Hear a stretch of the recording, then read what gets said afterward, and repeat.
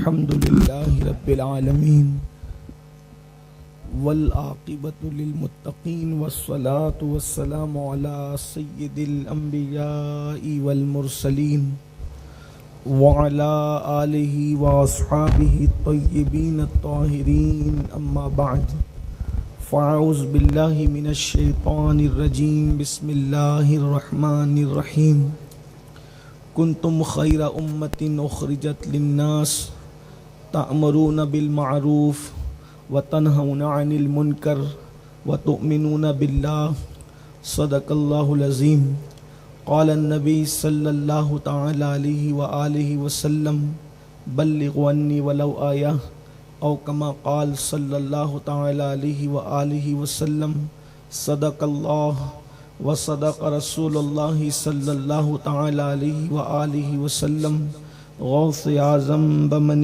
بے سر و ساما مدد قبلہ دین مدد کعبہ ایمان مدد انتظار کرم تست من عینی را اے خدا جو خدا بین و خدا دا مدد بگیردہ بے بلا افتاد کشتی ضعیفان و شکستہ رات و پشتی بحق خواجہ عثمان ہارون مدد کن یا معین الدین چشتی مدد کن یا معین الدین چشتی مدد کن یا معین الدین چشتی منبر پر جلوگر برادر معظم حضرت علامہ سید مومن اکبر باپو قادری مدظ اللہ العالی وہ جمیع عرش مقام سادات کرام علماء ذوی الاحترام حاضرین محفل السلام علیکم ورحمۃ اللہ وبرکاتہ۔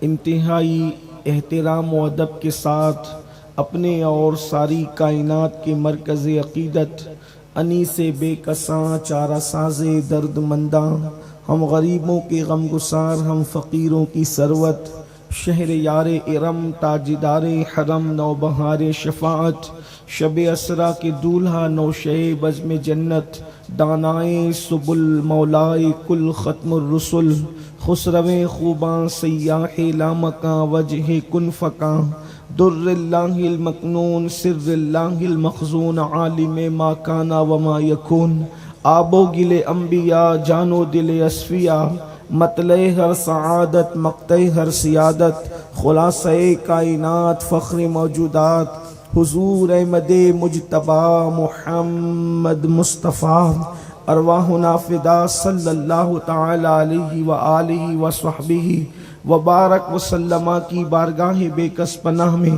جس طریقے سے پڑھاؤں بلند آواز سے میرے ساتھ مل کر پڑھیں الصلاۃ والسلام علیک یا رسول اللہ الصلاۃ والسلام علیک یا نبی اللہ الصلاۃ والسلام علیک یا حبیب اللہ وعلی آلک واصحابک یا نور اللہ صلی اللہ تعالی علیہ وسلم۔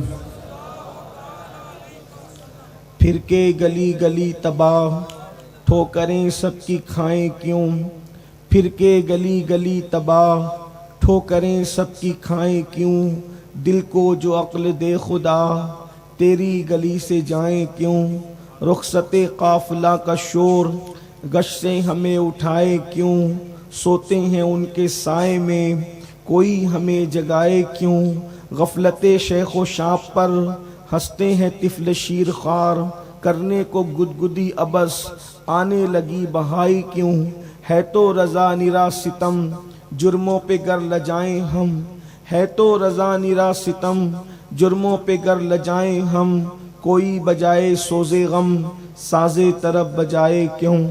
الحمدللہ سواد اعظم اہل سنت و جماعت کی عالمگیر تحریک سنی دعوت اسلامی بھاؤنگر کا یہ غالباً 21واں سالانہ اجتماع ہے جس کا دوسرا دن کل خواتین نے الحمدللہ ایک بڑی تعداد میں شرکت کی اور آج آپ اور ہم سب کی شرکت اللہ تعالیٰ اپنے محبوب مصطفیٰ کریم رؤوف الرحیم صلی اللہ علیہ وآلہ وصحبہ وبارک وسلم کے صدق و طفیل قبول فرمائے اور ہم سب کو اس کا صلہ اپنی رضا کی شکل میں عطا فرمائے۔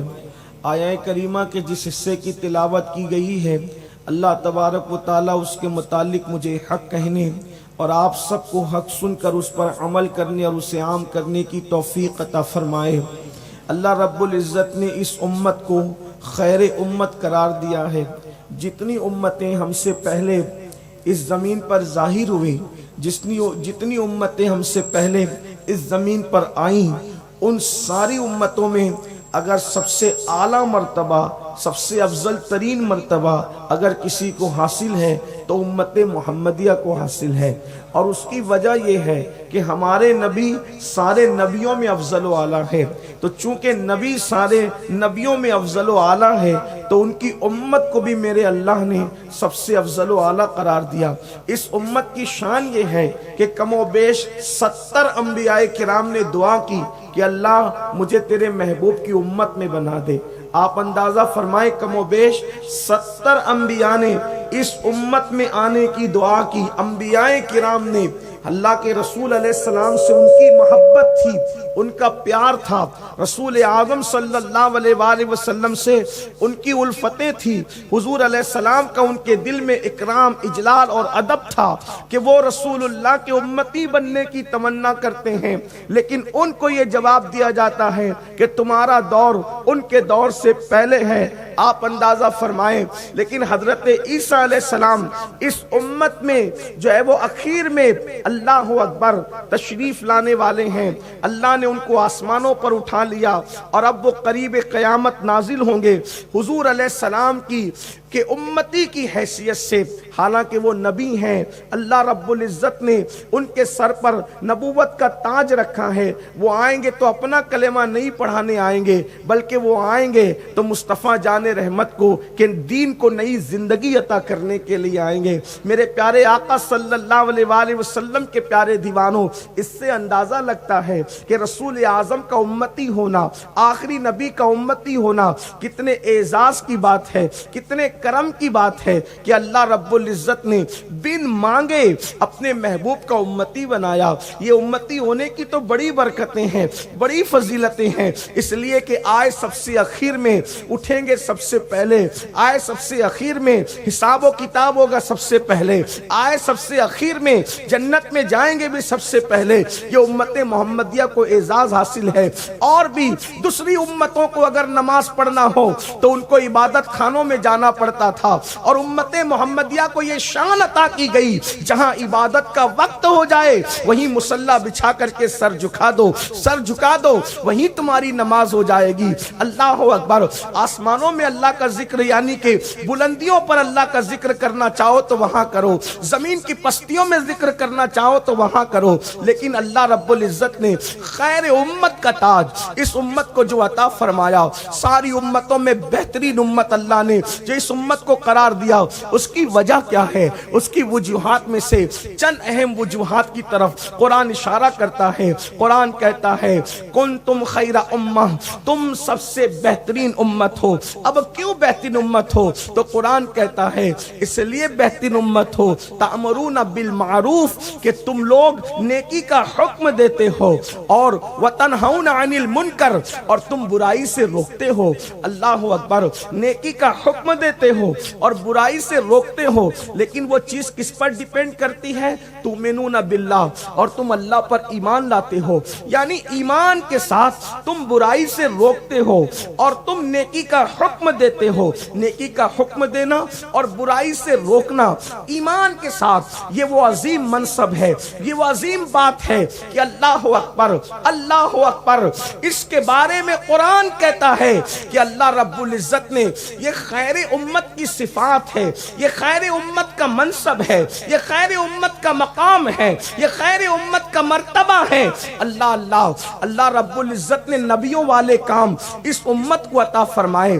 یعنی جو کام انبیاء کرام کرتے تھے اللہ کے دین کی اشاعت، اللہ کے دین کی خدمت، اللہ نے خاتم النبیین کے صدقے میں وہ کام اللہ نے اس امت کو عطا فرما دیا۔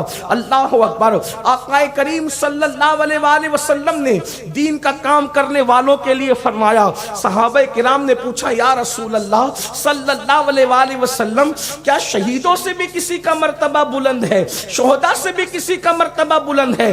دیکھو شہید کس کو کہتے ہیں؟ جو اللہ کی راہ میں جان دے دے اس کو شہید کہتے ہیں۔ صحابہ پوچھ رہے ہیں یا رسول اللہ صلی اللہ علیہ وآلہ وسلم شہداء سے بڑھ کر بھی کسی کا مرتبہ ہے؟ تو میرے اور آپ کے آقا فرماتے ہیں ہاں شہیدوں سے بھی بڑا مرتبہ کسی کا ہے، وہ کھاتے بھی ہیں، وہ پیتے بھی ہیں، وہ شادی بیاہ بھی کرتے ہیں۔ وہ صحابہ نے کہا آقا وہ کون ہے؟ تو فرمایا جو میرے دین کی خدمت کرتے ہیں، نیکی کا حکم دیتے ہیں اور بری باتوں سے منع کرتے ہیں، اللہ نے ان کے مرتبوں کو شہیدوں سے بلند فرما دیا ہے۔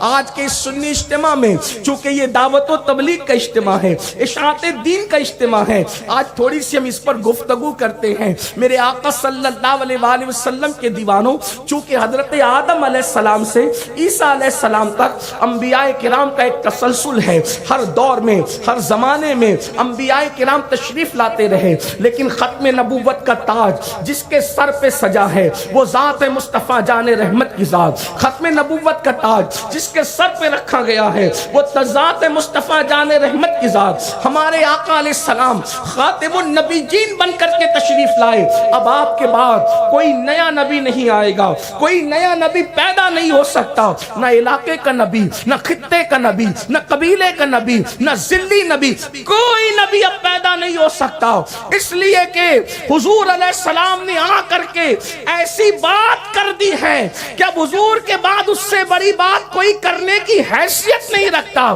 ایک مثال کے ذریعے سے آپ کو سمجھاؤں، آپ کو ختم نبوت کی بات سمجھ میں آئے گی، سمجھانے کے لیے کہہ رہا ہوں، ملانے کے لیے نہیں کہہ رہا ہوں۔ دیکھیے جب بھی آدمی کوئی جلسہ کرتا ہے، کوئی محفل کرتا ہے تو سب لوگوں کو بلاتا ہے، یہ بھی تقریر کرے، وہ بھی تقریر کرے، وہ بھی بولے، وہ بھی بولے، وہ بھی بولے، وہ بھی بولے، لیکن آخری تقریر جس کی رکھی جاتی ہے اس میں صلاحیت کے اعتبار سے، علم کے اعتبار سے جو ہوشیار منتظمین ہوتے ہیں وہ سب سے بہترین خطیب رکھتے ہیں، اس لیے کہ پہلے میں کوئی کمی رہ جائے دوسری پوری کر دے گا، دوسرے میں رہ جائے تیسری پوری کر دے گا، تیسرے میں رہ جائے چوتھی پوری کر دے گا، لیکن سب کی باتوں میں کمی رہ جائے تو آخری آنے والا اتنی بھاری بھرکم بات عنوان کے حوالے سے کہہ دے گا کہ سب کی کمی پوری ہو جائے گی، لیکن جب آخری آنے والے باصلاحیت نے سب سے بڑی بات کر دی تب اس کے بعد منتظمین، اچھے منتظمین کی پہچان یہ ہے کہ بڑی بات ہونے پر محفل بھی ختم ہو جانا چاہیے، تو اس کو کہتے ہیں کامیاب محفل۔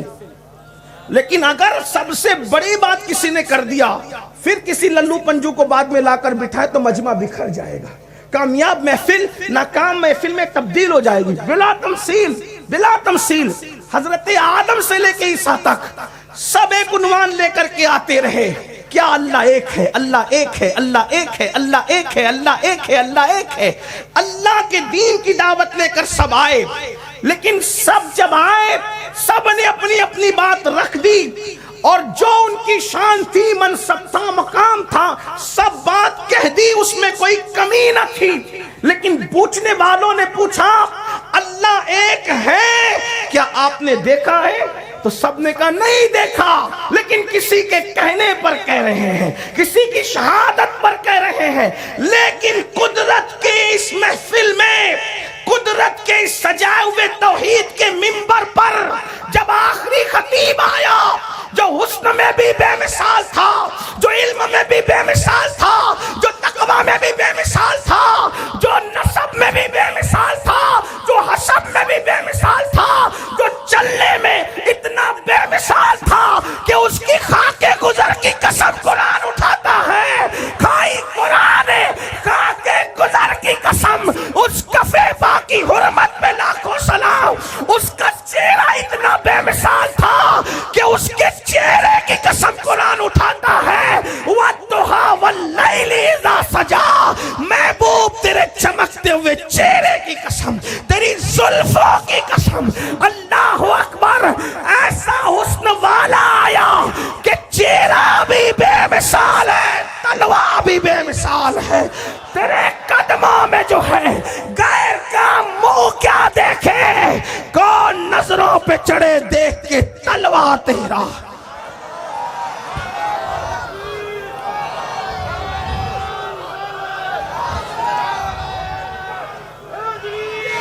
سب معجزہ لے کر آئے، وہ معجزہ بن کر آیا۔ سب تعداد کے ساتھ آئے، اس کے معجزات لا تعداد ہو گئے، بلکہ آج بھی ان کے معجزوں کو دیکھا جا سکتا ہے۔ قرآن تو ان کا سب سے بڑا معجزہ ہے، قرآن تو ان کا سب سے بڑا معجزہ ہے، اور ہمارے بزرگوں نے کہا ان کے معجزے میں ایک معجزہ امام اعظم ابو حنیفہ ہے، ان کے معجزے میں ایک معجزہ شیخ عبد القادر جیلانی غوث اعظم ہے، ان کے معجزے میں ایک معجزہ معین الدین غریب نواز حسن سنجری ہے۔ جب معجزے ایسے ہیں تو معجزے والا کیسا؟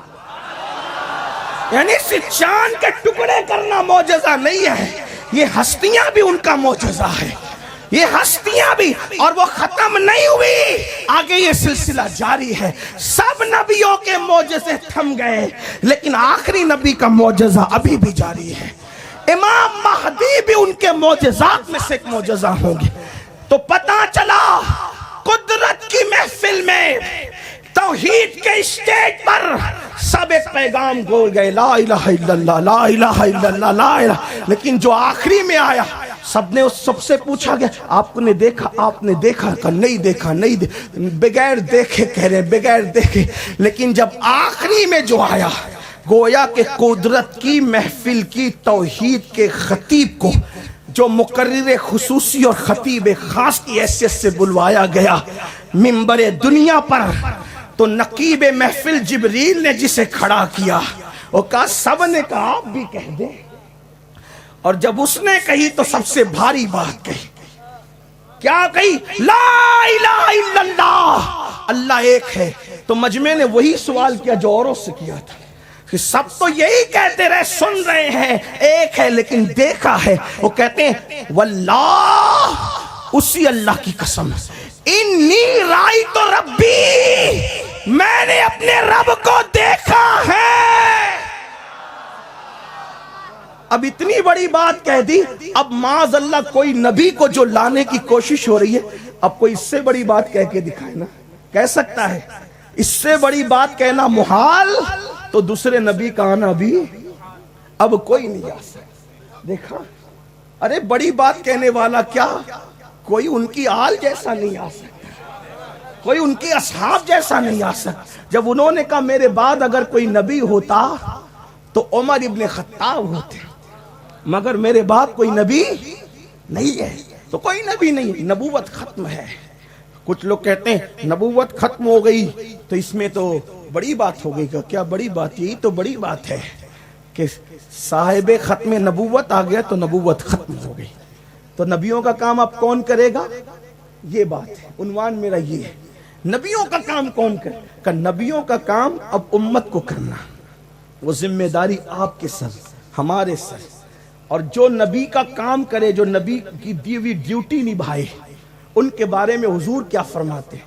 اللہ کے رسول علیہ السلام فرماتے ہیں، طبرانی کی روایت ہے، آقا علیہ السلام فرماتے، اے اللہ، توجہ کرنا، دھیان دینا، بہت اہم بات۔ کوئی کہتا ہے میں فلاں کا خلیفہ، کوئی کہتا ہے میں فلاں کا خلیفہ، کوئی کہتا ہے میں فلاں کا خلیفہ۔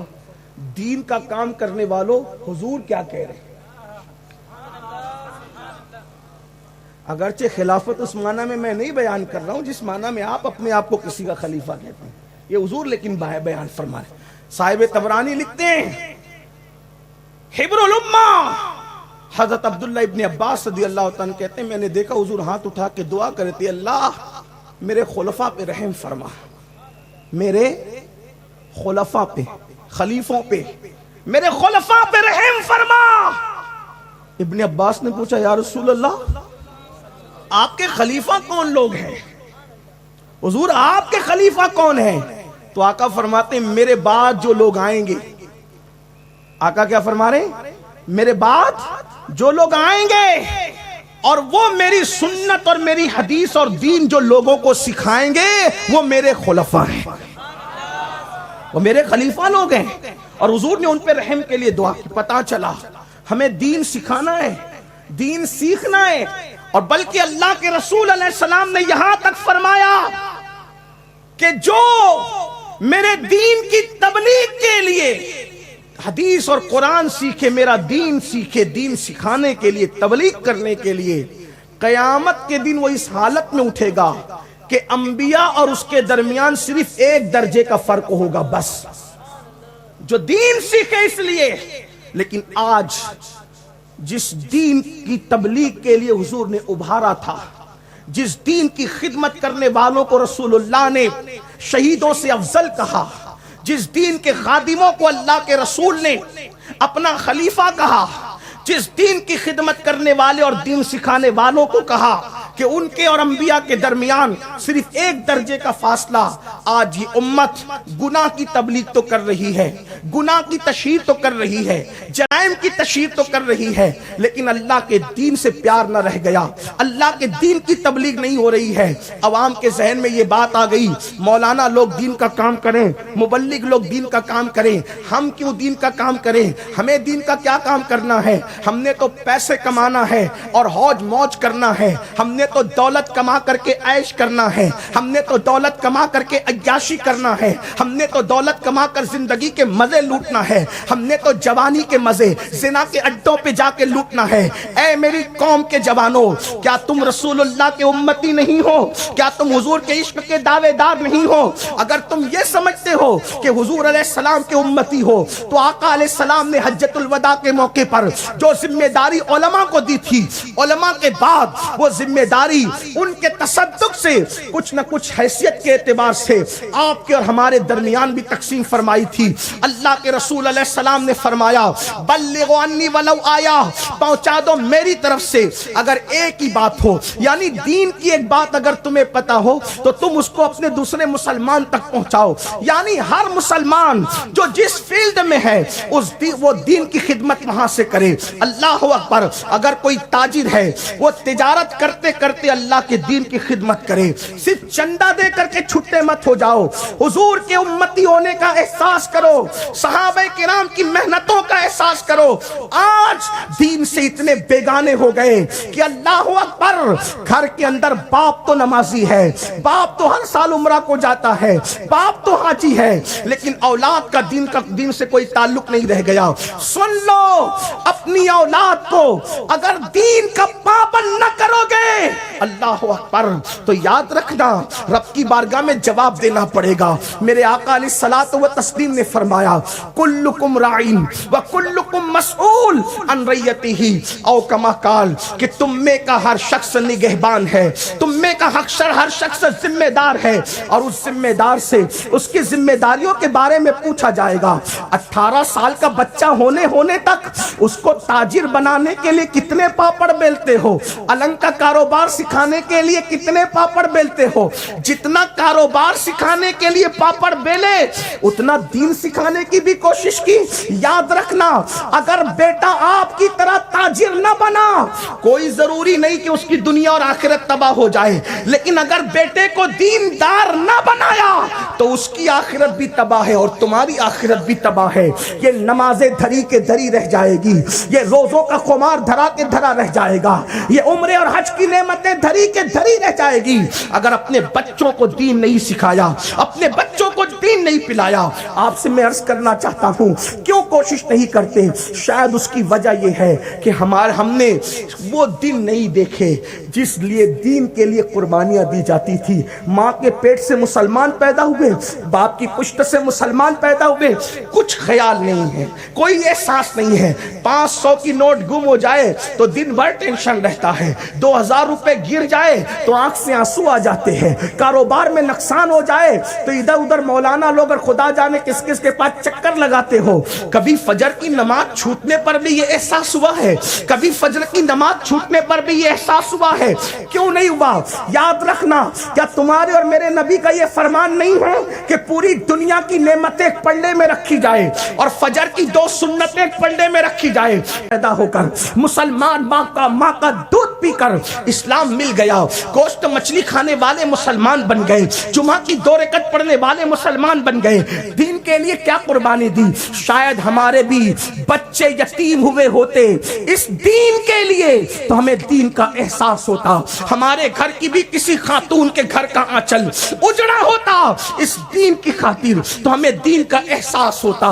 ہمارے گھر بھی ویران ہوئے ہوتے دین کی خاطر تو دین کا احساس ہوتا.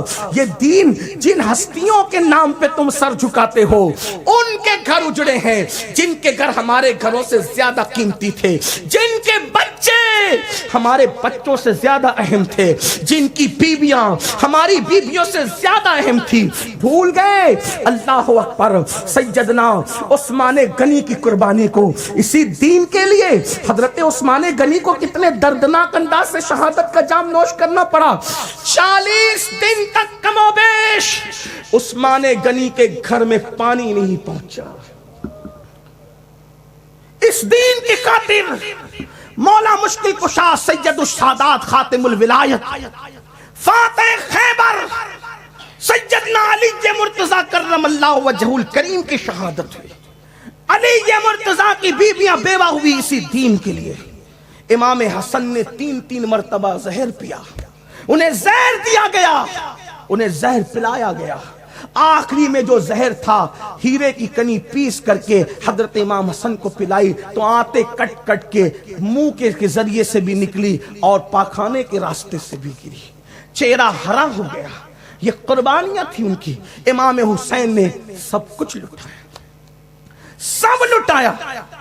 بیویاں بیوہ ہوئی.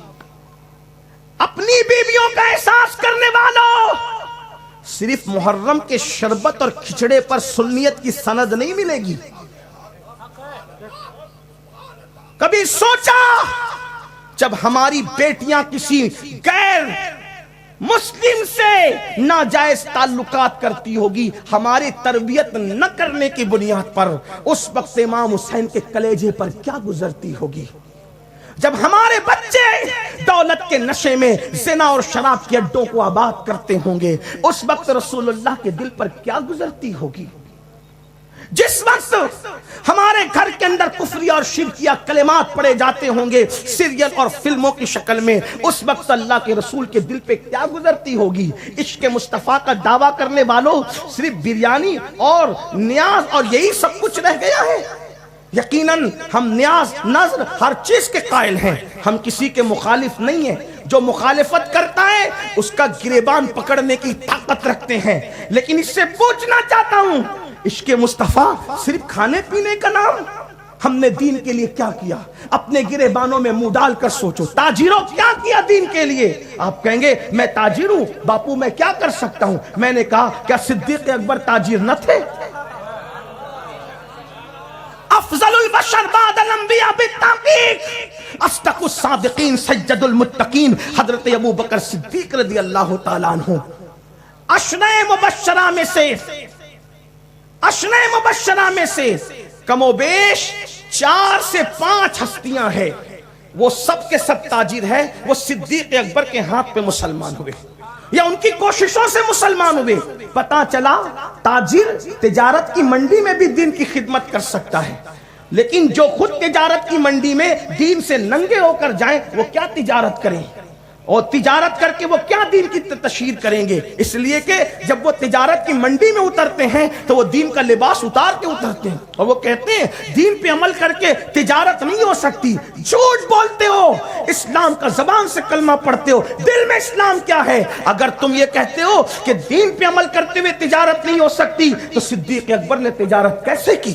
فاروق اعظم نے تجارت کیسے کی؟ عثمان ذو النورین نے تجارت کیسے کی؟ غوث اعظم شیخ عبد القادر جیلانی نے تجارت کیسے کی؟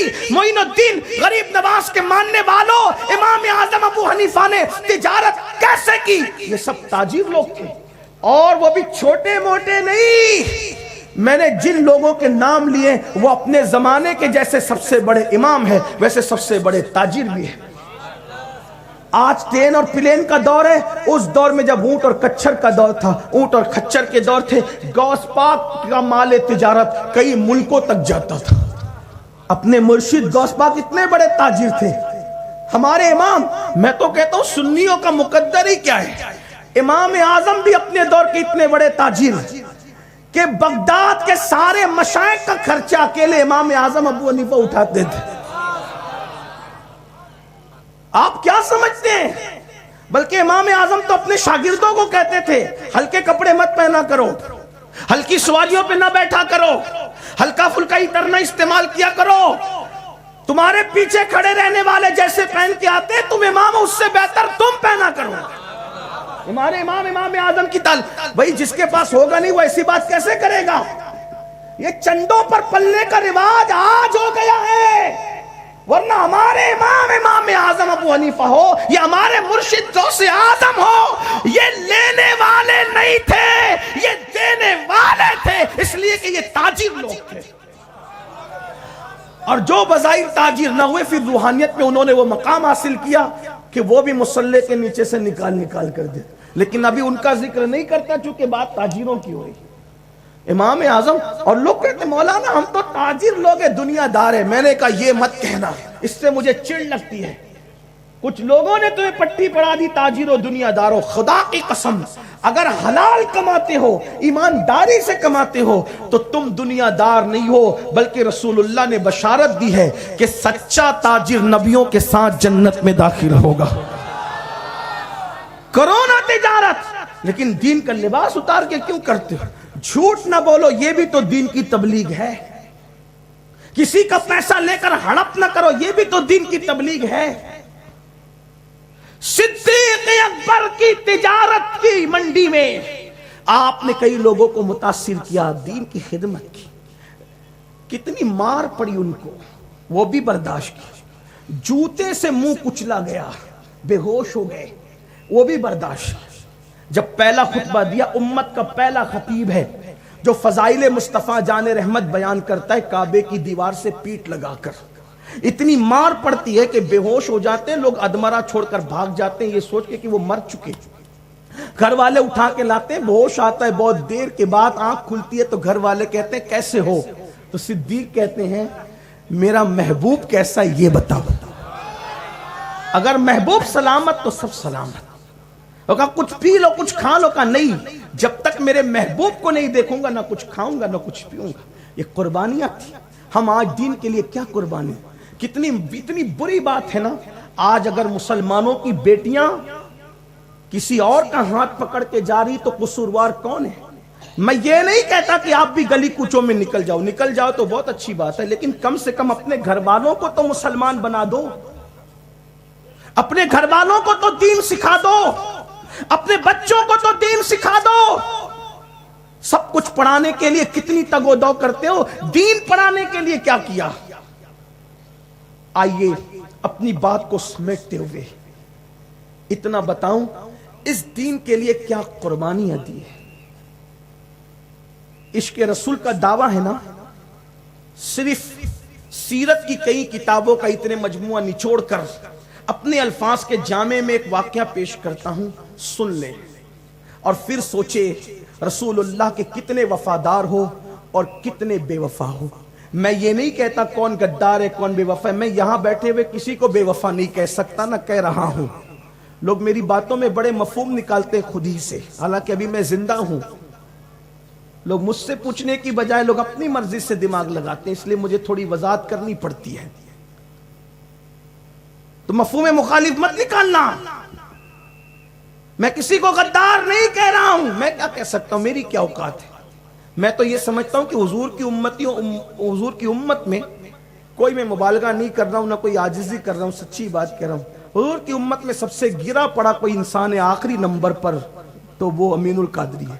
اپنی کوئی اوقات ہے، ہم تو ممبر پہ آتے ہیں تو الحمدللہ پڑھتے ہوئے سیڑھیوں پہ آتے ہیں کہ اس لیے کہ جس کی اوقات کھڑے رہنے کی نہیں تھی حضور کے ذکر نے اس کو ممبر پہ بٹھایا، ورنہ اپنی حیثیت ہی کچھ نہیں، اپنی اوقات ہی کچھ نہیں ہے، اپنی کوئی حیثیت۔ اگر یہ لباس اتار کر کے ہم بھیک مانگنے بیٹھے تو اپنی شکل بھی ایسی نہیں کہ کوئی اپنے ہمیں بھیک دے، بس یہ جو ناز اور انداز ہے سب مدینے والے کی خیرات۔ یہ ناز یہ انداز ہمارے نہیں ہوتے، جھولی میں اگر ٹکڑے تمہارے نہیں ہوتے، ملتی نہ اگر بھیک हुजूर आपके दर से इस ठाठ से मंगतों के गुजारे नहीं। अपनी तो कोई औकात ही नहीं, बल्कि मैं तो लोगों को कह चुका कई बार, अगर कोई मुझसे पूछे कि क्या तू आशिक रसूल है, तो इसलिए ना नहीं कहता कि अगर ना कहूंगा तो कुफ्र का अंदेशा है, और हां भी नहीं कहता इसलिए कि अगर हां कहूंगा तो झूठ का अंदेशा मालूम होता है। अपनी औकात इतनी, आप हमसे बेहतर हैं। लेकिन एक बात आपसे कहता हूं, कबूलियत का वक्त है। असर की और मगरिब की नमाज के दरमियान के वक्त को सरकार नूर हजरत अबुल हुसैन अहमद नूरी कहते हैं ये सूफिया के लिए ईद का वक्त होता है। दुआ की कबूलियत, तौबा की कबूलियत, अल्फाज की कबूलियत का वक्त होता है। वो मुराकबे में होते हैं इस वक्त तो सूफिया। ये कबूलियत के वक्त में आपसे अर्ज कर रहा हूं, इश्क रसूल का दावा है। माँ बाप के लिए बहुत कुछ करते हो, अल्लाह मुबारक करे, जो करते मुबारक करे। औलाद के लिए कुछ करते हो, अल्लाह मुबारक करे। हुजूर ने जो कुर्बानी दी कभी उसके बारे में सोचा? और हुजूर अलैहिस्सलाम की पूरी कुर्बानी जो 23 साल कुर्बानी है, 23 साल तो ज़ाहिरी तौर पे है, वरना तो पहले ही दिन से उन्होंने कुर्बानियां दी। उनके खानदान की कुर्बानियां, उनके असहाब की कुर्बानी। बद्र में 14 सहाबा शहीद हुए, तो वो जो 14 खवातीन बेवा हुई थी उसका एहसास किसे है? ओहद में 70 सहाबा शहीद हुए, वो 70 के घर उजड़े, उसका एहसास किसे? हजरत अमीर हमजा का कलेजा चिबाया गया था इसी दीन के लिए। अगर भावनगर में 5 वक्त मस्जिदों से आवाज बुलंद होती है तो उसमें बद्र, ओहद, खंदक और खैबर के शहीदों का लहू है। हम उसको कब याद करेंगे? आज कहते हो हमारे घर उजड़ रहे हैं, आज कहते हो हमारे घरों पे बिल्डोजर चल रहे हैं, आज कहते हो हमारे साथ मॉब लिंचिंग की जा रही है, आज कहते हो हमें कत्ल किया जा रहा है। अरे बद्र, ओहद के शहीदों के खून की कद्र न करोगे तो क्या तुम्हारा खून जाय नहीं होगा? जब हमने उन शहीदों का खून जाय कर दिया है अमली तौर पर, तो हमारे खून से होली नहीं खेली जाएगी? क्या अमीर हमजा के खून से ज्यादा कीमती किसी का खून है? मुसअब इब्न उमैर के खून से ज्यादा किसी का खून कीमती है? वो हंजला जो पहली रात की दुल्हन छोड़ करके अल्लाह के दीन के लिए निकले थे, जब कोई नौजवान ज़िना करता है तो उस पहली रात के दूल्हे की कुर्बानी को क्यों याद नहीं करता? जब कोई जवान शराब पीता है, जब कोई दौलत की बुनियाद पर किसी औरत से नाजायज और हराम ताल्लुकात कायम करता है तो अमीर हमजा का वो कच्चा चबाया हुआ कलेजा क्यों याद नहीं करता? वो कानों का कटना, वो होठों का कटना, वो उंगलियों का कटना, और उसको एक रस्सी में पिरो करके किसी का गले में हार बनाकर पहनना, वो क्यों याद नहीं करता? इमाम अली मकाम के बच्चों के वजूद पर घोड़ों का दौड़ना क्यों याद नहीं करता? 3 दिन के हुसैनी बनने वालों, क्या हराम काम करते वक्त ये कुर्बानी याद नहीं आती? और ये अपनी कुर्बानी तो अपनी जगह है। शादियों के मौके पर जब वो नाजायज और हराम काम करने वालों, दौलत के नशे में औरतों को नचाने वालों, सालियों का नाच देखने वालों, बहनों को नचाने वालों, तुम्हारी गैरत ईमानी कहां जाती है? और फिर कोई रोकने वाला नहीं, कोई टोकने वाला नहीं। लोग कहते हैं मौलाना अपना अपना नमाज रोजा करो और अल्लाह अल्लाह करो। ये अल्लाह अल्लाह कोई काम नहीं आएगा। अल्लाह अल्लाह करना कोई काम नहीं आएगा अगर तुमने अम्र बिल मारूफ और नहीं अनिल मुनकर नहीं किया। आप कहेंगे अल्लाह अल्लाह करना काम नहीं आएगा, तो मैं हदीस पेश करता। अल्लाह पाक ने हुक्म दिया, जिब्रील जाओ और जा करके फुला बस्ती को पलट दो। अल्लाह अल्लाह करने बहुत नाज है ना आपको? वल्लाह अल्लाह का जिक्र अजीम है, अल्लाह का जिक्र अजीम है, कोई शक नहीं है। लेकिन जिस एतबार से तुम अल्लाह अल्लाह की बात कर रहे हो ना, वो अल्लाह अल्लाह करना आपको काम नहीं आएगा। हदीस पाक सुने, अल्लाह फरमाता है जिब्रील जाओ और जा करके उस बस्ती को पलट दो, उस बस्ती को पलट दो। जिब्रील अमीन ने इसके मौला, उस बस्ती में तो तेरा एक बंदा ऐसा है जिसने एक लम्हे भर भी तेरी नाफरमानी नहीं की। अपनी तहज्जुद पे घमंड है ना, अपने अल्लाह अल्लाह करने पे घमंड है ना, अपनी नमाजों पे गुरूर है ना, अपने रोजों पर बड़ा जो है वो नाज है ना। सुनो, حضرت جبریل امین نے عرض کی مولا جس بستی کو تو پلٹنے کا حکم دے رہا ہے اس میں ایک بندہ ایسا بھی ہے کہ جس نے لمحہ بھر تیری نافرمانی نہیں کی، وہ تو تیرے ذکر میں تیری عبادت میں۔ اللہ نے فرمایا میں تجھے پھر کہتا ہوں جا کے پلٹ دے۔ کہ کیوں؟ ارشاد ہوتا ہے وہ اللہ اللہ تو کرتا ہے، ذکر تو کرتا ہے، عبادت تو کرتا ہے، نافرمانی نہیں کرتا، لیکن جب اس کے سامنے قوم نافرمانی کرتی ہے تو اس کے چہرے پہ ذرا بھی تبدیلی نہیں آتی۔ یعنی وہ خود تو عبادت کر رہا ہے، وہ دوسرے گنہگاروں کو روک نہیں رہا ہے، وہ خود تو اللہ اللہ کر رہا ہے، امر بالمعروف نہیں انل منکر نہیں کر رہا ہے۔ اللہ نے فرمایا بستی کو الٹ دو۔ اب بتاؤ یہ جو کہتے ہیں مولانا ہم اللہ اللہ کریں گے، اگر آپ کے سامنے کوئی آپ کے محلے میں شادی میں ناچ ہو رہا ہے، شادی میں گانا ہو رہا ہے، اسی طریقے سے حرام کام ہو رہے ہیں، میں تو کہتا ہوں لوگ مولانا کی بات نہیں مانیں گے، لیکن ایک مالدار تاجر کہہ دینا روک دو تو روک دیا جائے گا۔ آج کل حالات یہ ہیں، آپ کیوں نہیں اٹھتے اللہ کے دین کے لیے؟ حسینیت ورنہ اور کیا چیز ہے؟ اچھا کچھ لوگ تو ایسا ہے غریب غلطی کریں گے تو سب چلائیں گے، مالدار غلطی کرے گا تو سب لوگ آنکھیں بند کر لیں گے۔ یہ یہودیوں کی نقل ہے، یہود یہی کرتے تھے، غریب غلطی کرے تو سزا دیتے تھے، مالدار غلطی کرتے تو چھوڑ دیتے تھے۔ اور حسینیت یہ ہے غریب غلطی کرے گا تو ہاتھ پکڑیں گے، اور وقت کا بادشاہ غلطی کرے گا تو اس کے خلاف میدان کربلا میں اپنے بچوں کو لا کے بتا دیں گے کہ بچے دین پہ قربان ہو سکتے ہیں لیکن دین کو مذاق نہیں بنانے دیا جا سکتا۔ یہ حسینیت ہے، حسینیت یہ کہا حسینیت۔ آج کل تو کپڑوں کے رنگ کا نام حسینیت رکھ دیا، آج کل تو سینے پیٹنے کا نام حسینیت رکھ دیا، اور پٹنے پٹانے کا نام حسینیت نہیں ہے، باطل سے ٹکرا کے دین کو بچانے کا نام حسینیت ہے۔ حسینیت اسے کہتے ہیں۔ آپ نے دین کو کیا نام رکھا؟ دین کی طرف آؤ، دین کی طرف آؤ اور دین کے محافظ بنو۔ تو میں عرض کر رہا تھا وہ بات وقت میں گنجائش زیادہ نہیں ہے، اس لیے کہ منتظمین جانتے ہیں یہ کتنا ہی بولے گا اذان پہ تو اسے رکنا ہی پڑے گا، اور میں رک بھی جاؤں گا کیونکہ پابند شرع ہوں الحمدللہ، شکر گزار۔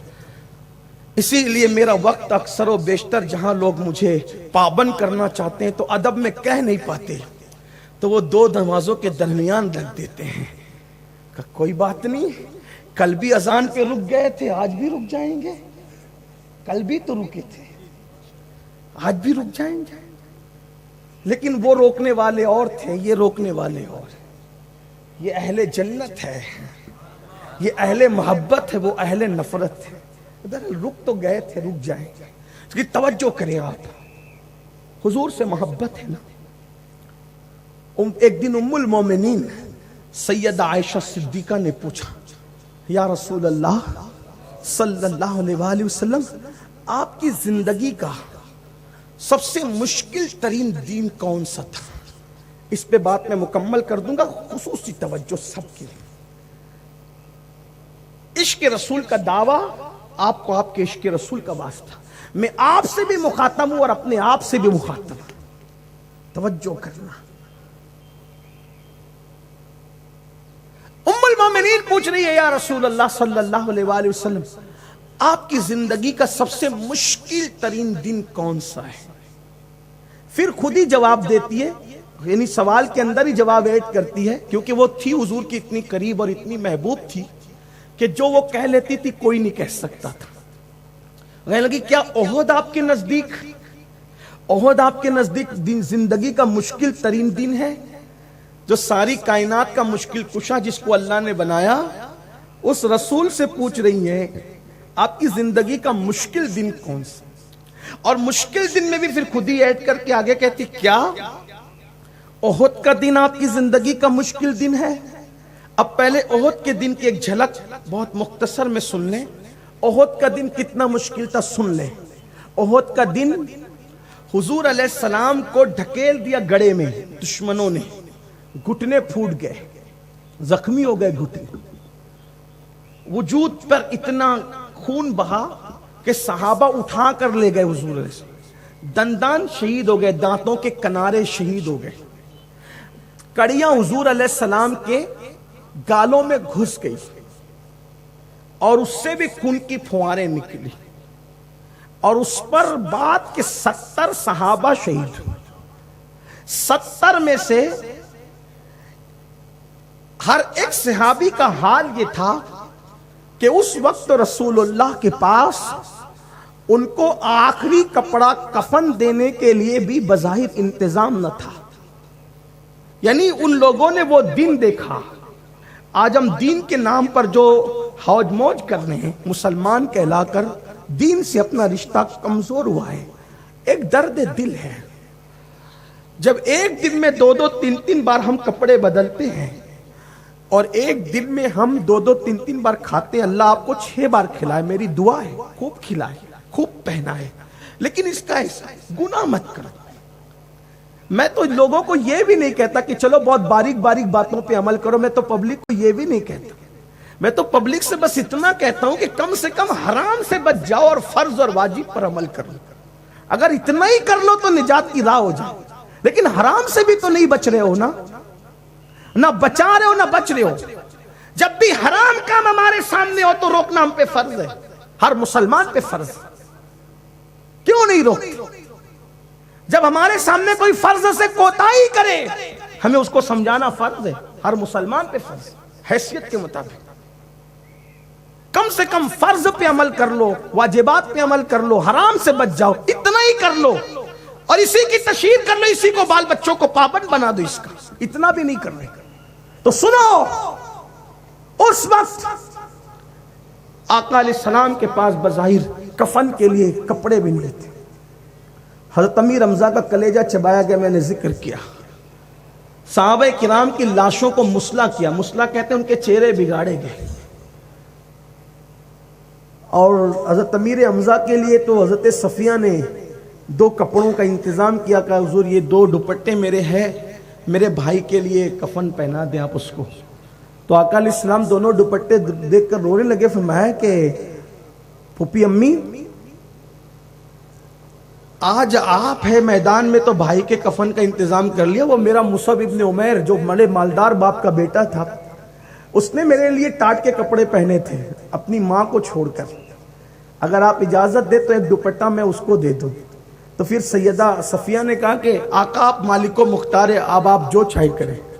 تو وہ 2 دوپٹے جو دیے تھے نا، میں اپنے جوانوں کی توجہ چاہتا ہوں، فلم دیکھنے سے پہلے، گندی فلم دیکھنے سے پہلے، سیریلوں میں ڈوبنے سے پہلے، حرام کاموں سے پہلے سوچو یہ دین ہمارے گھر تک، قرآن ہمارے گھر تک پہنچا، اس میں کیا قربانیاں ہیں۔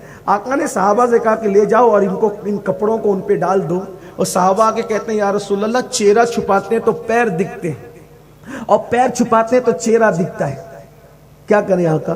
تو اللہ کے رسول علیہ السلام فرماتے جاؤ چہرہ چھپا دو اور پیروں پہ گھاس ڈال۔ کئی صحابہ تھے جن کے لاشوں کو گھاس میں چھپا کر کے دفن کیا گیا۔ یہ دن تھا احد کا دن، لیکن ام المومنین پوچھ رہی کیا آپ کے لیے مشکل ترین دن احد کا دن ہے یا رسول اللہ؟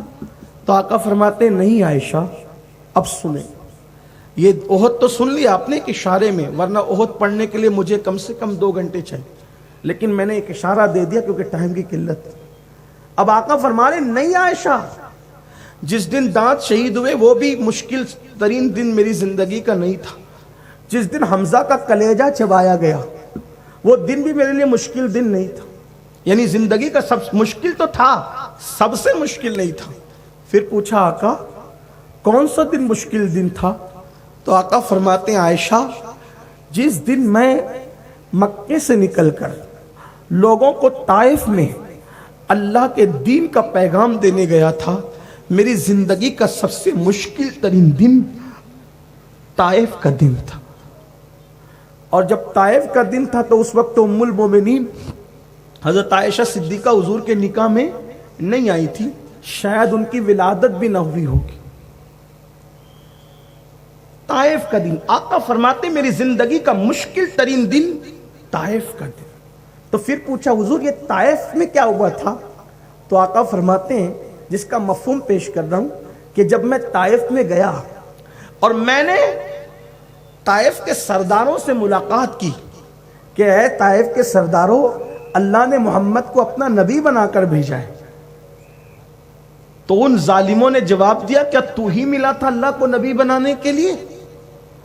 اگر وہ اتنا گندا جواب دیتے تو کوئی کم نہ تھا، لیکن انہوں نے اسی پہ بس نہیں کیا، بلکہ حضور علیہ السلام کو کہا نکلو یہاں سے۔ سوچا، غور کیا، ایک ایک جملے پہ غور کر۔ حضور علیہ السلام کو وہاں سے نکالنے کی بات کی۔ حضور علیہ السلام جب نکلے، یہ اللہ کے دین کے لیے رسول اللہ مشرکوں کے گھر گھر جا رہے ہیں۔ ایک کے گھر سے نکلتے ہیں دوسرے کے گھر، دوسرے گھر سے، کس کے لیے؟ دین کے لیے۔ ہم نے دین کے لیے کیا کیا؟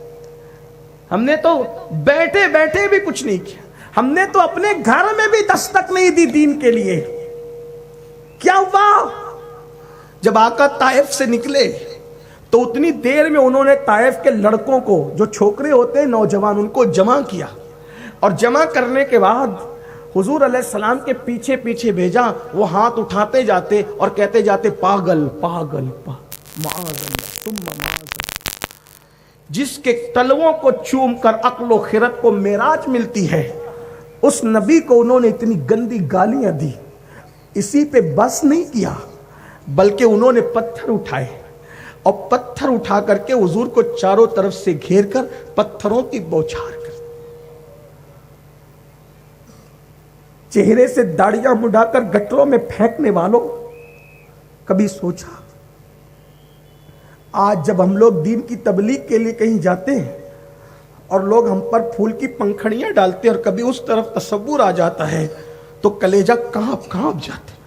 غلاموں کے غلام، غلاموں کے غلام، غلاموں کے غلاموں کے لیے اتنی آسانیاں ہیں، اور محبوب خدا کے لیے آقا فرماتے عائشہ جب انہوں نے گھیر کے مجھے پتھر مارے تو اتنے پتھر وجود پہ پڑے کہ سر سے لے کر پیر تک کوئی عضو ایسا نہیں تھا جس سے خون نہ نکل رہا۔ اور آقا فرماتے اتنا خون نکلا کہ نالین خون سے بھر گئی۔ نالین کہتے ہیں جوتوں کو، ادب کی وجہ سے نالین کہتے، فرمایا نالین خون سے بھر گئی۔ آقا فرماتے عائشہ اب جب نالین خون سے بھر گئی اور پورا خون سے جسم تر بتر ہو گیا تو بتقاضۂ بشریت گشی کی کیفیت طاری ہوئی، اور جب گشی کی کیفیت طاری ہوئی تو حضور علیہ السلام فرماتے ہیں، جس کو میں مفہوم اور خلاصے کے طور پہ پیش کر رہا ہوں، آقا فرماتے ہوئے بیٹھ گیا۔ اللہ کے رسول علیہ السلام فرماتے ہوئے بیٹھ گیا، اور آقا فرماتے جب بیٹھ گیا تو انہوں نے دونوں ہاتھ پکڑ کر دونوں طرف سے مجھے کھڑا کیا، اور کھڑے کر کے پنڈلیوں پہ پتھر مارے۔ پنڈلی سمجھتے ہیں؟ جو سب سے سخت ترین حصہ ہوتا ہے، اگر وہاں تھوڑی سی بھی چوٹ لگ جائے بہت تکلیف ہوتی ہے۔ ہائے وہ گلاب کی پنکھڑیوں سے زیادہ نازک جسم، جب اس وجود ناز پر پتھر پنڈلیوں پہ پڑے ہوں گے تو دل نے کیا کہا ہوگا؟ حضور کے دل سے کیا فریاد نکلی ہوگی؟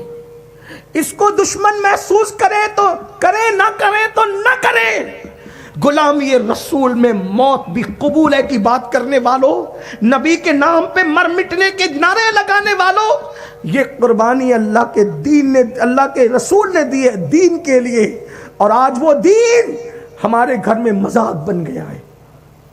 ہم اپنے بچوں کو وہ دین نہیں سکھا رہے جس کے لیے طائف کی قربانیاں ہیں، لیکن پھر اس قربانی پر پھر قربانی، اس قربانی پر پھر قربانی۔ حضرت مصطفیٰ جان رحمت صلی اللہ علیہ وآلہ وسلم فرماتے عائشہ وہ میرے ہاتھوں کو اٹھا کر کے پنڈلیوں پہ مارتے تھے، بالآخر ایسا ہوا کہ مجھ سے میں بیٹھ گیا تو جبریل آئے اور مجھ سے کہا یا رسول اللہ، اللہ آپ کو سلام کہتے ہیں۔ دیکھو فکر دین، ذات سے زیادہ فکر دین۔ مال میں ہم ڈوب گئے، ذات سے زیادہ فکر دین۔ دنیا میں ڈوب گئے، ذات سے زیادہ فکر دین۔ اپنے وجود ناز سے زیادہ فکر دین، حالانکہ ان کا وجود بھی دین ہی ہے، ان کی ذات بھی دین ہی ہے، وہی سراپا دین ہے، وہ مذہب بھی ہے، وہ مسلک بھی ہے، وہ مشرب بھی ہے۔ بمصطفیٰ برسا خیش راک دی ہم اوش، اگر بہو نہ رسیدی تمام بو لہبیس۔ وہی تو دین ہے، مسلک من، مشرب من، دین من، ایمان من۔ وہی تو خدا کے بعد سب کچھ ہے. لیکن صرف سمجھنے سمجھانے کے لیے عرض کروں مسلمانوں، ذرا غور تو کرو، ذرا غور تو کرو کہ جب اللہ کے رسول علیہ السلام کی پنڈلیوں پر انہوں نے چوٹ لگائی، یعنی زبان سے گالیاں بھی بکتے ہیں اور جسم پہ بھی چوٹ لگاتے ہیں اور دل پہ بھی. جبریل علیہ السلام آئے اور آنے کے بعد کہا اللہ آپ کو سلام کہتا ہے. آقا نظریں اٹھا کے جبریل امین کو دیکھتے ہیں، جبریل امین کو دیکھ کے جبریل رونے لگے. وہ جبریل جو زمین کو پلٹ دیتا ہے مگر آنسو نہیں آتے ہیں، آج اس جبریل کو بھی رونا آیا. اللہ کا محبوب، سب سے بڑا محبوب جس کی خاطر کائنات بنی. آقا فرماتے ہیں اللہ کی راہ میں جتنا مجھے ستایا گیا ہے مجھ سے زیادہ کسی کو ستایا نہیں گیا. یہاں تک فرمایا جتنا مجھے تکلیف پہنچائی کسی نبی کو بھی تکلیف نہیں پہنچائے گی. جبریل رو پڑے. آقا یہ فرشتہ ہے، پہاڑوں کا فرشتہ، اس کے اختیار میں پہاڑ ہے. آقا اللہ فرما رہا ہے اللہ نے سب دیکھ لیا، اللہ نے سب دیکھا. اور اللہ فرماتا ہے محبوب سے پوچھو ان کی مرضی کیا ہے، حبیب سے پوچھو ان کی مرضی. اگر محبوب کہہ دیں تو دونوں پہاڑوں کو ملا دو، طائف والوں کا قصہ ختم ہو جائے گا. حبیب آپ کیا کہتے ہیں؟ اللہ کہہ رہا ہے وہ ان کو سب کو ملانے کی بات ہو رہی کہ پہاڑ ملا دے، طائف والوں کا قصہ ختم، یہ بستی ختم. حضور علیہ السلام نے کہا جبریل دیکھو یہاں بھی دین. جبریل میں نہیں چاہتا مگر کہ ایسا ہو، کیونکہ یہ مر جائیں گے تو ان سے بچے کیسے پیدا ہوں گے، اور یہ زندہ رہیں گے اور ان کے بچے ہوں گے. تو میں تمنا کرتا ہوں کہ اگر یہ ایمان نہیں لائے تو کم سے کم ان کی آنے والی نسلیں تو ایمان لائے گی، وہ تو دین پر آئیں گے. ان کو باقی رکھنے کی بات کی اور فرمایا کہ میں لوگوں کو مٹانے نہیں آیا بلکہ میں مٹتے ہوئے کو اٹھانے آیا. بھاؤ نگر کے خوش عقیدہ مسلمانوں، بس نماز مغرب کا وقت قریب ہے، اتنا کہتا ہوں آؤ آج عہد کر لو. ہم اپنے بچوں کو ڈاکٹر بنائیں، انجینئر بنائیں، ٹیچر بنائیں، لائر بنائیں، کچھ بنائیں، پہلے دیندار بنائیں. دیکھو ہمارے بچے کچھ بھی بن گئے نا، کوئی فخر کی بات نہیں، پہلے دیندار. وہ واقعہ آپ نے سنا ہوگا جب 50 سال کے بعد کم و بیش حضرت یعقوب علیہ السلام سے یوسف علیہ السلام ملے. چھوٹی عمر تھی، کنویں میں ڈال دیے گئے تھے. حضرت یعقوب ان کی محبت میں روتے روتے آنکھیں سفید کر گئے. ان کی آنکھیں سفید ہو گئی، آنکھیں سفید ہو گئی ان کی روتے روتے. لیکن جب یوسف علیہ السلام ملے تو یہودا نے کہا کہ میں نے ابا کو غم کی خبر سنائی تھی کہ بھیڑیا کھا گیا، اب خوشی کی خبر میں سنانے کے لیے جاؤں گا اور بتاؤں گا کہ یوسف زندہ ہیں. ابا خوش ہوں گے جائیں گے مجھ سے، اور کہوں گا کہ بادشاہ تو اور زیادہ خوش ہو جائیں گے. دیکھو نبی کی فکر، اللہ والوں کی فکر. جب حضرت یوسف علیہ السلام کا کرتا لے کر، خون میں بھرا ہوا کرتا لے کر بھی یہودا آئے تھے، اور وہ کرتا جو آنکھ پہ ڈالنا تھا وہ لے کر بھی یہودا آئے تھے. کہا بابا مبارک ہو، مبارک ہو، تیرا یوسف مل گیا بابا. اور اس حال میں ملا کہ وہ بادشاہ 50 سال کے بعد گمشدہ بیٹے کی خبر آئی تو باپ کا دل کیسا مچلا ہوگا، اور وہ بھی جس کے لیے 50 سال روتے روتے گزار دیے. 50 سال تک روتے روتے گزار دیے، 50 سال تک روتے روتے گزار دیے. جب اس بیٹے کی خبر آئی ہوئی تو کیا ہوگا. لیکن جیسے ہی بیٹے نے کہا نا یوسف مل گئے، اور اس حال میں ملے کہ وہ بادشاہ ہے. بادشاہ بابا مبارک ہو آپ کا بیٹا بادشاہ. حضرت یعقوب غصے میں آ گئے اور یہودا سے کہے چپ، خاموش ہو، کیا بکتا ہے، بادشاہ ہے. پہلے یہ بتا کہ وہ مسلمان ہے یا اسلام سے پھر گیا ہے. 50 سال مجھ سے دور رہا، مسلمان ہے یا اسلام سے پھر گیا. اگر وہ میرے دین پر ہے تو میرے لیے لیے خوشی کی بات ہے، اور اگر وہ میرے دین سے پھر گیا ہے تو بادشاہ کا باپ ہونا میرے لیے فخر کی بات نہیں، بلکہ میری اولاد کا میرے دین پہ ہونا میرے لیے فخر کی بات ہے۔ تو تب یہودا نے کہا بابا وہ ہم سے بہترین مسلمان ہے، ہم بھائیوں سے بہتر دیندار ہے۔ تب حضرت یعقوب نے اللہ کا شکر ادا کیا، مولا میرا بیٹا میرے دین پر ہے، اس سے بڑھ کر تیرا کیا شکر ادا کروں۔ تو اپنی اولاد کو دین پر رکھو، انہیں دین سکھاؤ۔ یہ کیا بچے برمونڈا پہن کر کے گھوم رہے ہیں، کانوں میں ایئر فون لگا کر گانے سن رہے ہیں، گندی فلمیں دیکھ رہے ہیں، ماں باپ کو کوئی خبر نہیں۔ بچوں کی تربیت کرو۔ اور یہ بھی کہہ دوں صرف ظاہری چولا مت بدلو، اپنے بچوں کو اندر سے دیندار بناؤ۔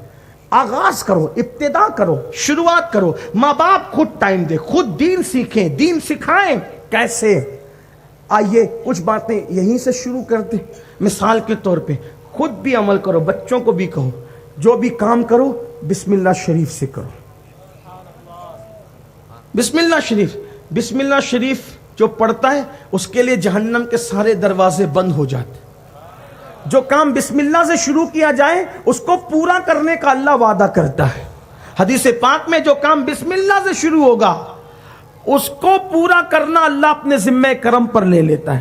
کھاؤ بسم اللہ پڑھ کے، کپڑے پہنو بسم اللہ پڑھ کے، کپڑے اتارو بسم اللہ پڑھ کے، اسی طرح چراغ بجھاؤ بسم اللہ کر کے، دروازہ بند کرو بسم اللہ پڑھ کے، دروازہ کھولو بسم اللہ شریف کی عادت بنا لو۔ بلکہ بسم اللہ شریف اسم اعظم ہے، اسم اعظم۔ جو بسم اللہ پڑھنے گویا اس نے اسم اعظم پڑھ لیا۔ صوفیاء فرماتے ہیں بسم اللہ شریف اسم۔ اس کے بعد دوسری بات، اپنی دولت کا گھمنڈ مٹاؤ، اپنی جوانی کا گھمنڈ مٹاؤ، اپنے نسب کا گھمنڈ مٹاؤ، اپنی ڈگریوں کا گھمنڈ مٹاؤ۔ اور گھمنڈ کیسے مٹے گا؟ سلام کو عام کرو، ایک دوسرے سے ملو خود سے سلام کرو، ایک دوسرے سے ملو خود سے سلام کرو، مصافحہ کرو۔ کوئی تمہیں سلام نہ کرے پھر بھی تم سلام کرو، کوئی جواب نہ دے پھر بھی سلام کرو۔ ایک بات قیامت کی نشانیوں میں سے ایک نشانی ہے، توجہ کریں، قیامت کی نشانیوں میں سے ایک نشانی ہے کہ لوگ صرف پہچان والوں کو سلام کریں گے، انجان لوگ کو سلام نہیں کریں گے۔ بلکہ آقا علیہ السلام کی حدیث ہے کہ سلام کو عام کرو، من عرفت ولم تعرف، جس کو پہچانتے ہو اس کو بھی سلام کرو، جس کو نہیں پہچانتے اس کو بھی سلام۔ بس مسلمان ہو، ایمان والا ہو، دیندار، سلام کرو، سلام کو عام کرو، محبت بڑھے گی، بغض ختم ہوگا، کینہ نکلے گا، حسد جائے گا۔ اور کوئی اب کہیں گے یار وہ تو جواب نہیں دیتا، وہ تو یہ کہتا ہے، وہ تو وہ کہتا ہے۔ اب اپنی گفتگو کو آخری جملوں کی طرف پہنچاتے ہوئے عرض کروں، حضور نے ہر بات ان کی قیمتی ہے۔ آقا فرماتے میرے اللہ نے مجھے ادب سکھایا۔ کیا سکھایا؟ ادب۔ اور فرماتے میرے اللہ نے ادب میں مجھے 3 باتیں سکھائی، اگر آپ تین باتوں پہ عمل کر لو گے نا، گھر میں بھی محبوب، بستی میں بھی محبوب، محلے میں بھی محبوب، گاؤں میں بھی محبوب، زمین پہ بھی محبوب، آسمانوں میں بھی محبوب۔ کون سی 3 باتیں؟ نمبر 1، آقا علیہ السلام فرماتے ہیں جو تجھے توڑے تو اس کو جوڑ۔ توڑنے والے نہ بنو، جوڑنے والے بن۔ جو تجھے توڑے تو اس کو جوڑ۔ اب یہاں تو ہر آدمی گھمنڈ کا پتلا بن کے بیٹھا ہے۔ فرعون اور نمرود سے کم کی ڈگری تو ہے نہیں آج کل، یہ ہے نا، یہی حال ہے۔ میں ہر آدمی کے اندر میں ہے۔ جس دن اپنی میں گئی اس دن اللہ مل گیا۔ لوگ کہتے ہیں اللہ کہاں ملتا ہے؟ کعبے میں ملتا ہے، تسبیح میں ملتا ہے، مصلی میں ملتا ہے۔ اللہ نے خود بتایا کیسے ملتا ہے۔ ایک دن حضرت داؤد نے کہا تو مجھے اپنا بنا لے، تو مجھے اپنا بنا لے، تو مجھے نکال دے، پھر میں ہی میں ہوں۔ ہاں یعنی یہ بات ہے۔ تو بندہ اپنی میں ختم کر دے، جس کی میں ختم ہو گئی پھر اس کو وہ ملا، کسی عبادت میں وہ نہیں ملتا جو میں کے ختم میں ملتا ہے۔ اور کوئی گناہ اتنا برباد نہیں کرتا جتنی میں برباد کرتا۔ سب کو شیطان نے برباد کیا، شیطان کو اس کی میں نے برباد کیا، اور اس کی میں پہ قرآن نے کہا وَاسْتَكْبَرَ وَكَانَ مِنَ الْكَافِرِينَ، تکبر کیا اور کافروں میں سے ہو گیا۔ میں نکال دو، گھر میں بھی میں نکال دو، مولا تو ہی اپنے کچھ بھی نہیں۔ تو جو تجھے توڑے تو اس کو جوڑ۔ نمبر 2، جو تجھ سے دور بھاگے تو اس کے قریب جا. بہت ٹف ہے. کھانے سے پہلے نمک چکھنا آسان ہے, مہینے میں 2-3 مسواک ختم کرنا آسان ہے, یہ بہت مشکل. جو دور بھاگے اس کے, اور پھر چلے جائے نا جب قریب, پھر دیکھو کیا ہوتا ہے. ہاں, جو تجھ سے دور بھاگے تو اس کے قریب جا. پھر فرمایا جو تجھے محروم کرے تو اس کو عطا کر. جو تجھے محروم کرے اس کو عطا. یہ 3 باتیں آقا فرماتے میرے اللہ نے مجھے ادب سکھایا. آئیے ہم سب آج عہد کر کے اٹھیں, جو جس فیلڈ میں ہے اس فیلڈ میں دین کا کام کریں گے انشاءاللہ. سنی دعوت اسلامی جیسا خوبصورت پلیٹ فارم ہمارے پاس ہے. اگر آپ ایجوکیشن کی فیلڈ میں اس سے جڑ کے کر سکتے, ایجوکیشن کی فیلڈ میں ہماری امید ٹیم کام کر رہی ہے, دعوت و تبلیغ کی فیلڈ میں کرنا چاہتے اس میں کریں, تاجر تجارت کی فیلڈ میں. لوگ کہیں گے یہ پاگل تو نہیں ہوا, سب کو دین کے کام کی بات کرتا ہوں. میں نے کہا میرے عزیز, ہمارا قرآن تو یہاں تک کہتا ہے اگر جیل میں چلے جاؤ تو جیل میں بھی دین کا کام کرو. حضرت یوسف علیہ السلام کو جیل میں ڈال دیا گیا, انہوں نے وہاں بھی دین کا کام, وہاں بھی رکے نہیں, وہ جیل میں بھی. حضرت یوسف گئے تھے جیل میں اکیلے. اب جیل میں کوئی شریف لوگ جاتے ہیں؟ 99% تو سارے بدماش ہی جاتے ہیں نا. ایک آدھ کوئی اللہ کا بندہ ہوتا ہے کہ جس کو لوگ زبردستی ظلم کر کے ڈال دیتے ہیں, ایسے ہی تو ہوتا ہے نہیں؟ بہت کم لوگ ہوتے ہیں جو شریف ہوتے ہیں اور ان کو ظلم کے طور پہ ڈال دیا جاتا ہے. یوسف علیہ السلام کو تو ظلم و جبر کے طور پہ ڈالا گیا تھا, بلکہ انہوں نے تو دعا کی تھی اللہ گناہ سے بہتر میرے لیے جیل ہی ہے, مجھے جیل میں ڈال دے تاکہ میں کم سے کم بچ تو جاؤں اس زلیخا کے مکر سے.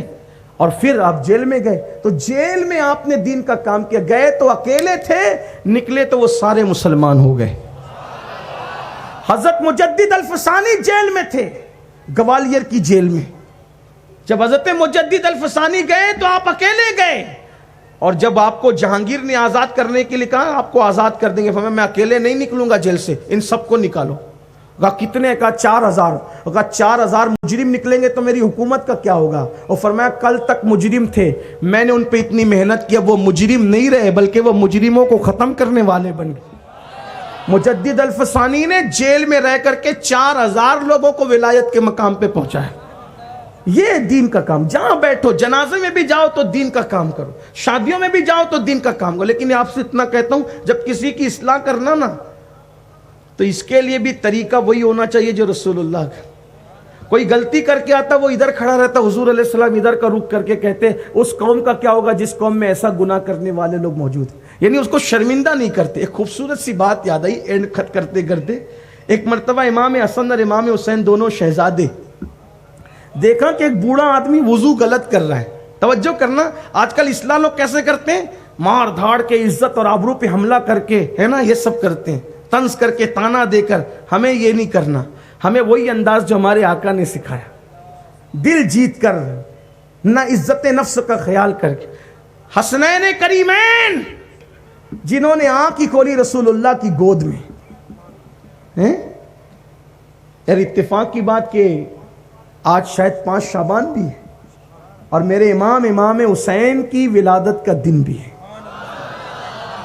2-3 اقوال ہے, کچھ لوگوں نے 3 لکھا, کچھ نے 4 لکھا, لیکن اکثر اہل سنت نے 5 لکھا. تو آج ان کی ولادت کا دن بھی, اللہ ان کی ولادت کا صدقہ عطا فرمائے, اللہ ان کی ولادت کی خیرات عطا فرمائے. ان کا ذکر آ گیا تو ایک بوڑھا آدمی وضو کر رہا ہے, دونوں شہزادے دیکھ رہے ہیں, دونوں نے بات کی. حضرت امام حسین نے کہا بھائی جان یہ غلط وضو کر رہے ہیں بڑے میاں. تو کہا پھر اگر ٹوکیں گے تو ان کا دل دکھے گا. کہا پھر کیسے کریں, اصلاح بھی تو ضروری ہے نا, وضو صحیح کروانا ان کو. کہا چلو چلتے. گئے اور جا کے کہتے چچا ہم دونوں چھوٹے بچے ہیں اور ہمیں ایسا خوف لگتا ہے کہ پتہ نہیں ہم لوگ صحیح وضو کرتے یا نہیں کرتے, تو ایک کام کریں ہم دونوں باری باری وضو کرتے ہیں, آپ ہمارا وضو دیکھیں, اگر ہم کہیں غلطی کریں تو آپ ہماری اصلاح کر دیں. بڑے میاں نے کہا ٹھیک ہے بچوں وضو کرو. تو حسن مجتبیٰ پاک نے کیا, امام حسین نے کیا, دونوں نے وضو کیا تو وضو ہو گیا. تو بڑے میاں نے کہا کون ہو تم, آپ لوگ کون ہیں؟ تو کہا جس کا کلمہ پڑھتے اسی کے نواسے ہیں. تو ماتا چوم کر کہتے ہیں شہزادو تمہارے گھر سے تو دین چلا ہے، تم کیا غلط کر سکتے ہو؟ تم نے میرے وضو کی اصلاح کر دی۔ یہ طریقہ ہونا چاہیے اصلاح کا، ایسے طریقے سے کیا جائے۔ اللہ پاک ہم سب کو توفیق عطا فرمائے۔ آج سے یہ عہد کریں گے انشاءاللہ، اپنی اپنی فیلڈ میں دین کا کام کریں گے انشاءاللہ۔ جو جس فیلڈ سے تحریک سے اپنا رابطہ بنائے، تربیت لے اور خوب دین کا کام کرے، اور کوئی زیادہ نہیں کر سکتا ہے تو ذمہ داری لے، کم سے کم اپنے گھر میں دین نافذ کرے۔ دین کا کام اپنے گھر میں ہونا چاہیے، گھر میں ماحول بننا چاہیے۔ اللہ پاک توفیق دے۔ دوران گفتگو میری زبان سے اگر قصداً سہون کوئی غلطی ہو تو اللہ تعالیٰ معاف فرمائے۔ غروب آفتاب کا وقت ہے، آئیے آج سے پہلے جو ہوا ہم سب اپنی زندگی کے ہر گناہ سے توبہ کریں، میرے ساتھ مل کر کے پڑھیں اور دل کی گہرائیوں سے پڑھیں، رسمی طور پہ نہیں پڑھیں بلکہ حقیقی طور پہ پڑھیں۔ استغفر اللہ، استغفر اللہ، استغفر اللہ ربی من کل ذنب واتوب الیہ، لا الہ الا اللہ محمد الرسول اللہ۔ یا اللہ، یا رحمان، یا رحیم، ہم توبہ کرتے ہیں اپنی زندگی کے ہر گناہ سے، ہماری توبہ قبول فرما۔